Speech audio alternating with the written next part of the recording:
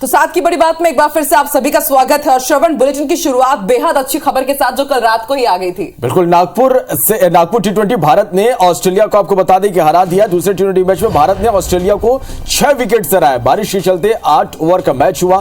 3 मैचों की सीरीज अब 1-1 से बराबर पर है। कल हैदराबाद में सीरीज का निर्णायक मैच होगा। तो कल रात को बेहद अच्छी खबर आई, कांटे की टक्कर देखने को मिली। बारिश के कारण बहुत देरी से मैच शुरू हुआ और सिर्फ 8 ओवर का ये मैच हुआ और पहले ही ओवर में जैसे ही रोहित शर्मा उतरे उन्होंने धुआंधार पारी खेली, 3 छक्के लगाए और दमदार शुरुआत के साथ दमदार एंडिंग भी यहां पर भारत ने की। 3 मैचों की सीरीज को इंडिया ने 1-1 से बराबर कर लिया है। करो या मरो का कल मैच माना जा रहा था श्रवण, और अब कल फिनाले खेला जाएगा भारत और ऑस्ट्रेलिया के बीच।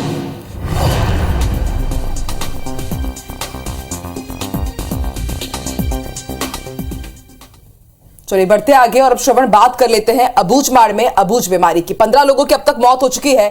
बस्तर के अबूझमाड़ में रहस्यमय बीमारी फैली हुई है और अब तक 1.5 महीने में 15 लोगों की मौत हो गई है। सैकड़ों बीमार चल रहे हैं, हाथ पैर में सूजन आती है और उसके बाद मरीज की मौत हो जा रही है। अब तक लेकिन स्वास्थ्य विभाग की टीम नहीं पहुंची है। पहले भी IBC 24 ने खबर दिखाया और फिर IBC 24 ने जब प्रमुखता से इस खबर को दिखाया उसके बाद अब स्वास्थ्य विभाग की टीम यहां पर पहुंचेगी। इलाज के अभाव में ग्रामीण झाड़ फूंक का सहारा ले रहे हैं। तो अबूझमाड़ में एक अबूझ जो बीमारी है, रहस्यमय बीमारी है, उससे लोग जूझ रहे हैं। 1.5 महीने में 15 लोगों की अब तक मौत हो चुकी है। सैकड़ों लोग अब भी बीमार हैं और हाथ पैर में सूजन आने के बाद लोगों की मौत हो जा रही है।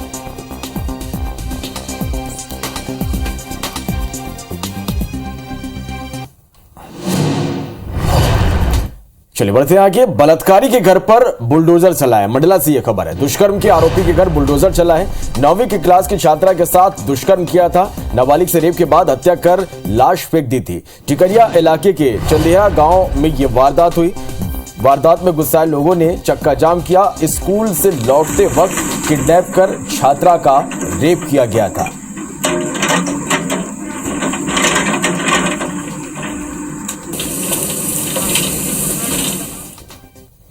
बढ़ते आगे बड़ी खबर दुर्ग से बताते, रिटायर्ड फौजी पर चाकू से हमला किया गया है। पूर्व पार्षद ने चाकू से हमला किया है।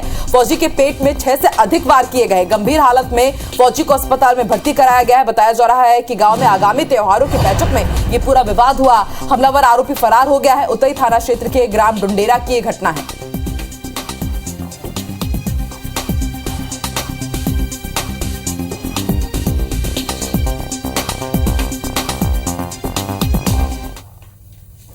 बढ़ते आगे उमरिया से खबर, जहां सूने मकान में एक महिला की लाश मिली। परिजनों ने हत्या की आशंका जताई है। अज्ञात हमलावर ने धारदार हथियार से महिला की हत्या किया। महिला के गले से मंगलसूत्र, सोने के झुमके गायब है। पाली थाना इलाके के शहरी क्षेत्र की यह घटना है।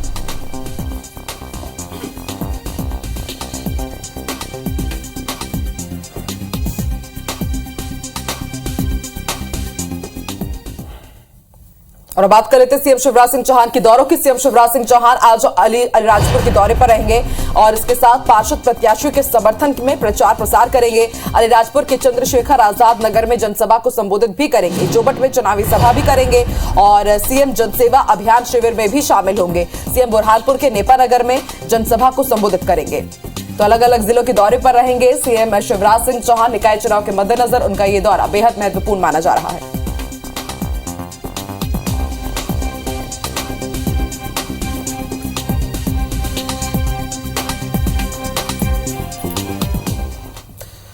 चलिए बढ़ते आगे भोपाल से खबर, जहां 27 सितंबर को 18 जिलों के 40 नगरीय निकायों में मतदान होना है। राज्य निर्वाचन आयोग के निर्देश पर मतपत्रों का निरीक्षण किया जा रहा है। मतपत्रों का निरीक्षण आपको बता दें कि रिटर्निंग ऑफिसर करेंगे। मतदान पर्ची का 100% वितरण किया जाएगा। 30 सितंबर को चुनाव के नतीजे आएंगे। तो नगरीय निकाय चुनाव को लेकर तैयारियां जोर शोर से चल रही है। मतदान पर्ची का 100% वितरण किया जाएगा।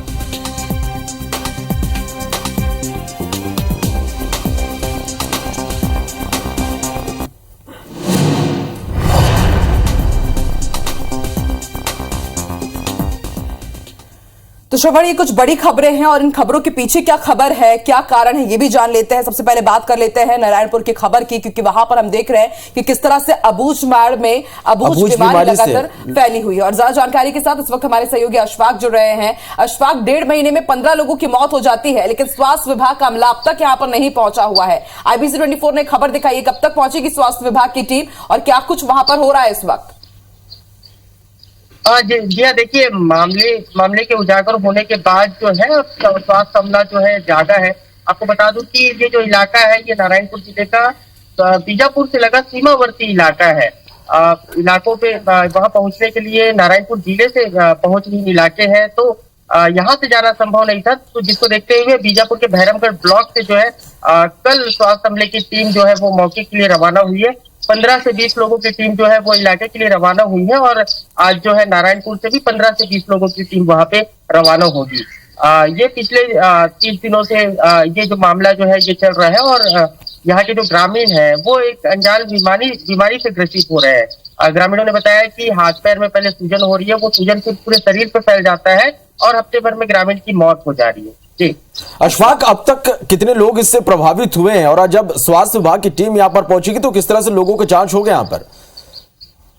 श्रवण, आधिकारिक तौर पे तो जो सरकारी आंकड़ा है वो 3 से 4 का है, लेकिन इलाके के जब ग्रामीण जब जिला मुख्यालय पहुंचते हैं तो वो बताते हैं कि पिछले 4 हफ्तों में 15 से अधिक ग्रामीणों की इससे मौत हो चुकी है। और अभी की हाल स्थिति ये है कि आसपास के जो गांव है हितावाड़ा और जो आसपास के और जो गांव है वहां लगभग 50 से 60 जो ग्रामीण है वो इस बीमारी से ग्रसित पड़े हुए हैं। फिलहाल स्वास्थ्य अमले का वो लोग इंतजार कर रहे हैं, मेडिकल कैंप लगाने की भी इनके द्वारा कोशिश की जा रही है। और आज हमें भी इंतजार है कि कब स्वास्थ्य विभाग के अधिकारी वहां पर पहुंचेंगे, कैंप लगाया जाए ताकि जो अबूझ बीमारी है उसे बूझ लिया जाए। बहुत बहुत शुक्रिया अशफाक, आप भी नजर बना के रखिएगा।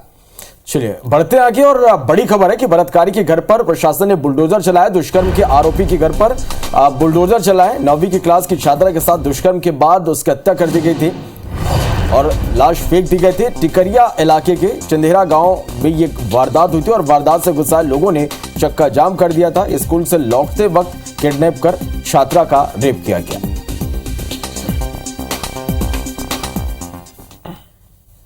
और अब बात कर लेते हैं श्रवण भोपाल की, क्योंकि यहां पर एक चौंकाने वाला मामला सामने आया है। भोपाल पुलिस के अफसर उस समय सख्ते में आ गए जब एक महिला अपने 2 जुड़वा बच्चों के अपहरण होने की FIR दर्ज कराने के लिए TT नगर थाने पहुंची। पुलिस ने सिर्फ 15 दिन के मासूम बच्चों के अपहरण होने की FIR दर्ज कर मामले की तफ्तीश शुरू की। शाम ढलते ढलते पुलिस ने शहर के सैकड़ों CCTV फुटेज खंगाले तो पता चला कि महिला ने जहां से बच्चों के अपहरण की FIR दर्ज कराई है वहां तो महिला बच्चों के साथ पहुंची ही नहीं। दरअसल जांच में सामने आया कि कोलार तिराहे पर रहने वाली सपना नाम की महिला अपने घर से दोनों जुड़वा बच्चों को लेकर निकली। ये दोनों बच्चे 7 सितंबर को ही पैदा हुए। सपना अपने बच्चों को लेकर हबीबगंज थाना क्षेत्र पहुंची। यहां पुराने हबीबगंज ट्रैफिक थाने और हबीबगंज थाने के पीछे बच्चों के कपड़े मिले, लेकिन दोनों बच्चे नहीं मिले। फिलहाल बच्चों की तलाश में क्राइम ब्रांच के साथ दर्जनों TI और पुलिस अफसर डॉग स्क्वाड के साथ मैदान में बच्चों की तलाश में जुटे हुए हैं।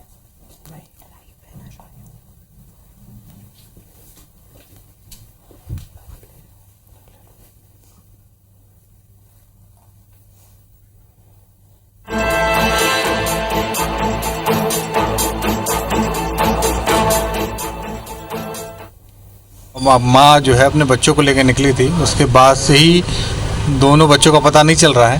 तो फुटेज में हमें वो खाली हाथ दिखी है बस में बैठे हुए।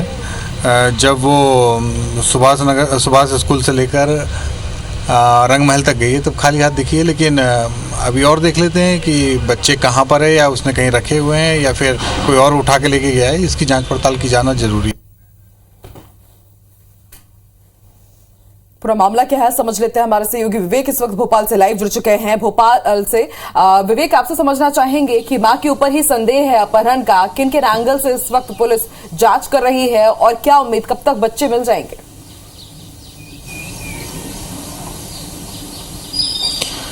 महिला के जो बयान हैं वो कहीं न कहीं पुलिस को कई सारे शक पैदा कर रहे हैं, क्योंकि महिला कह रही कि रंगमहल टॉकीज के पास से बच्चे चोरी हो गए हैं, लेकिन जो सीसीटीवी फुटेज और उसकी लोकेशन के आधार पर पुलिस ने ये देखा है कि सीसीटीवी फुटेज में महिला जहां से सिटी बस में बैठी है, वो सुभाष एक्सीलेंस स्कूल के पास से, वहां से लेकर रंगमहल तिराहे तक के सभी सीसीटीवी फुटेज पुलिस ने देखे, जिसमें महिला के हाथ में बच्चे नहीं हैं, वो अकेले घूमती हुई दिखाई दे रही है। तो ये एक शक यहाँ पर पुलिस को पैदा हो रहा है। दूसरी तरफ जब बयान पुलिस ने लिए महिला से, तो महिला जो है अलग अलग बहाने भी उसने बनाए हैं, यहाँ तक कि मानसिक स्थिति ठीक नहीं होने का, ग्रामीण क्षेत्रों में जिस तरह माता आने का एक बहाना भी उसने बनाया और जो है शरीर में कंपन जैसी हरकतें करने लगी थी। तो ये भी एक पुलिस की जांच का एंगल है। हालांकि पुलिस ने इस पूरे मामले को गंभीरता से लेते हुए एफआईआर भी दर्ज की है और जहां महिला रहती है वो कोलार तिराहा, जहां पर महिला का घर है, वहां भी आसपास जो है खोजबीन की है और इसके अलावा जितनी लोकेशन पे महिला गई है उन सभी लोकेशन के आसपास जो है खोजबीन की है, ताकि कहीं भी बच्चे जो है दिखे, लेकिन ऐसा कहीं हुआ नहीं है। मतलब बच्चों की लोकेशन सीसीटीवी फुटेज में कहीं पर भी दिखाई नहीं दे रही है। तो जो माँ है उस पर, उसकी भूमिका पर भी कहीं ना कहीं पुलिस को संदेह है। हालांकि पुलिस हर एंगल से जांच कर रही है। बिल्कुल विवेक, आप भी नजर बना के रखिएगा, देखते हैं कब तक बच्चे मिल पाते हैं और इस पूरे मामले में क्या खुलासा होता है। फिलहाल शुक्रिया अपनी जानकारी के लिए विवेक। चलिए बढ़ते आगे। आकांक्षा, एक अच्छी खबर है क्रिकेट प्रेमियों के लिए। रायपुर में क्रिकेट मैच होने जा रहा है और नया रायपुर के परसदा स्थित शहीद वीरनारायण सिंह अंतर्राष्ट्रीय क्रिकेट स्टेडियम में 27 सितंबर से road surfing world series cricket की शुरुआत हो रही है और रायपुर शहर से स्टेडियम तक दर्शकों को आने जाने के लिए एनआरडीए बस की सुविधा उपलब्ध करा रही है। ये बसें क्रिकेट मैच के दिनों में रेलवे स्टेशन से शुरू होकर डीकेएस भवन तेलीबांधा होते हुए अंतर्राष्ट्रीय क्रिकेट स्टेडियम तक चलेगी। एनआरडीए ने इन बसों का टाइम टेबल तय कर दिया है। इन बसों से स्टेडियम तक पहुंचने और वापस शहर आने के लिए दर्शकों को तय शुल्क देकर टिकट लेनी पड़ेगी। रेलवे स्टेशन से ये बसें मैच शुरू होने के करीब 2 घंटे पहले से हर 10 मिनट के अंतराल पर रवाना होगी।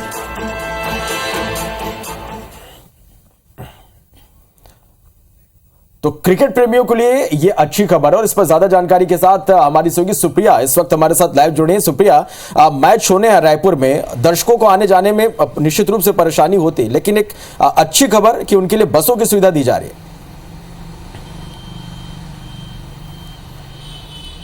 बिल्कुल, एनआरडीए ने यात्रियों के लिए बस की जो सुविधा है वो दी है। आपको बता दूं कि उस बस के लिए निर्धारित टिकट भी यात्रियों को देना पड़ेगा। आपको बता दें कि जो दर्शक है उन्हें काफ़ी दिक्कतें होती थी, क्योंकि नवा रायपुर में मैच होने जा रहा है और ऐसे में कैसे जो दर्शक है वो क्रिकेट मैच देखने जाएंगे। इसलिए दर्शकों के लिए अब जो है यात्री बस की सुविधा उपलब्ध कराई जा रही है और इसके लिए एक निर्धारित समय भी है। जैसे कि अगर कोई मैच 3 बजे शुरू हो रहा है तो उनके लिए 2:10 तक के बसें उपलब्ध रहेंगी और 10-10 मिनट के अंतराल में बसों का संचालन होगा। इसके अलावा अगर कोई मैच 6 बजे से है शाम को, तो उसके लिए 5:10 तक की जो बसें हैं वो संचालित की जाएंगी और अगर कोई मैच 7 बजे से शुरू हो रहा है तो उसके लिए भी 6:10 तक के ही बसें जो है वो निर्धारित समय किया गया है बसों का। और आपको बता दें कि 10-10 मिनट के अंतराल में बसें संचालित की जाएगी और इसी में यात्रियों को सफर करना होगा और जो तमाम दर्शक है वो इस मैच का लुत्फ उठा सकते हैं।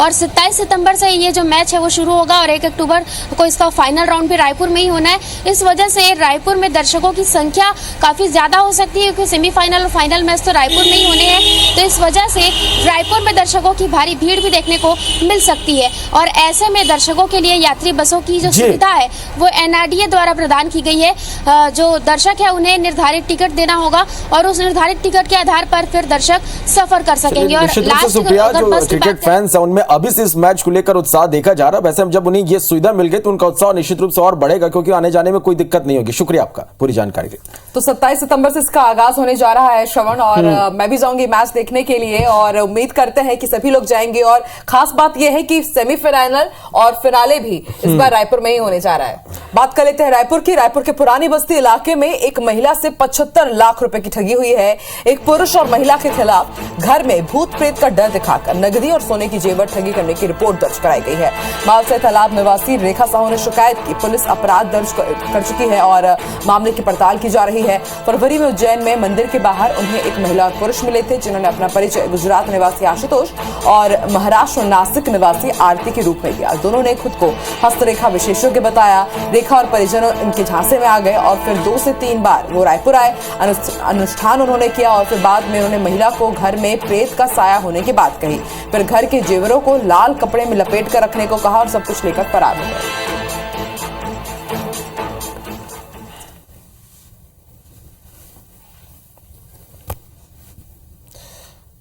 बढ़ते आगे, रायपुर जिले में अवैध प्लॉटिंग पर एक बार फिर से प्रशासन ने बड़ी कार्रवाई की। अबनपुर और उरला इलाके में 45 खसरों में दर्ज लगभग 29 एकड़ जमीन की रजिस्ट्री पर प्रतिबंध लगाया गया है, जबकि आरंग तहसील में इन 39 खसरों में दर्ज लगभग 10 एकड़ जमीन की रजिस्ट्री पर भी रोक लगा दी गई है। कलेक्टर ने अबनपुर, उरला और आरंग क्षेत्र में हो रही जमीनों की रजिस्ट्री में उप पंजीयक को गंभीरता से सावधानी बरतने के निर्देश दिए हैं। साथ ही छत्तीसगढ़ कॉलोनाइजर एक्ट के तहत अवैध प्लॉटिंग करने वालों के विरुद्ध कड़ाई से कार्रवाई करने के भी निर्देश राजस्व अधिकारियों को दिए गए हैं।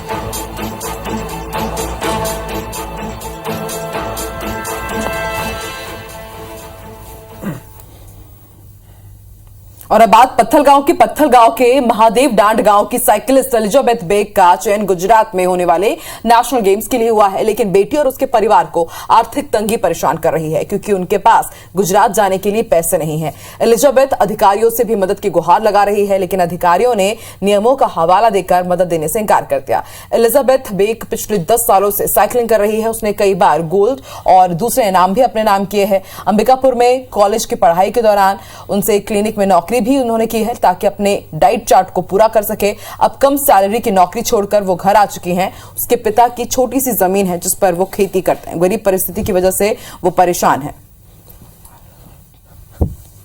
4-5 घर में काम करके अपना पढ़ाई का खर्चा निकालती थी और घर में खाने पीने का भी उसी से हो जाता था। 2015 में जो मैन पार्ट कर्नीवाल में फर्स्ट बार भाग ली, 50 किलोमीटर की रेस थी और उसमें मैं विजेता रही।